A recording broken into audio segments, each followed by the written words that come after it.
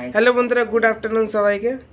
এখন এই যে দুপুরবেলা খেতে বসেছি সবাই মিলে। আজকে তোমরা জানোই আজকে শুক্রবার নিরামিষ।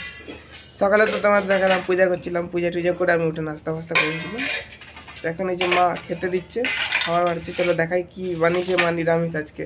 তো মা এটা কি বানিয়েছে? হলুদ হলুদ এটা হলো মান কচু বাটা। মান কচু বাটা কি দিয়ে বানিয়েছে? এটা পোস্ত দিয়ে, নারকেল দিয়ে। মান কচুকে পোস্ত দিয়ে বাটে না? ওকে এরকম দেখাচ্ছে পোস্ত দিয়ে। মা বি লাইক বাংলাদেশের মেরে তুই। দিভাই গান কে বুঝিয়ে দিল মায়ের। লাডু ইলাতো। আমি বাংলাদেশের না, আমি ইন্ডিয়ার।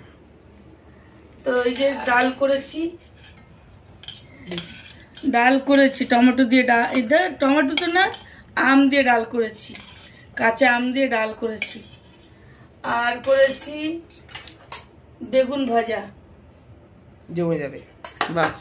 আর করেছি পটল আলু ভাজা এই যে এখানে। আর এখানে আলু সিদ্ধ এখনো মাখিনি, মাখবো। আর আছে এই যে শসা। বাহ। তো বন্ধুরা আজকে তো মঙ্গলবার তো শুক্রবার তো আজকে না, আজকে শুক্রবার দিন। আর তোমার স্পেশাল জিনিসটা দেখাও, লেগ পিস, প্রাকৃতিক লেগ পিস। ইঁদুর পোড়া, ইঁদুর সেদ্ধ।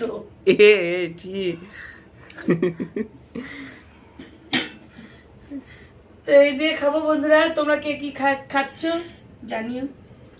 এখানে সব নিরামিষ আইটেম, যদি খেতে ইচ্ছা হয় চলে আসো। কিন্তু এই কচু বাটা দিয়েই ভাত খাওয়া হয়ে যাবে আমার, এর আগে কিছু নেই।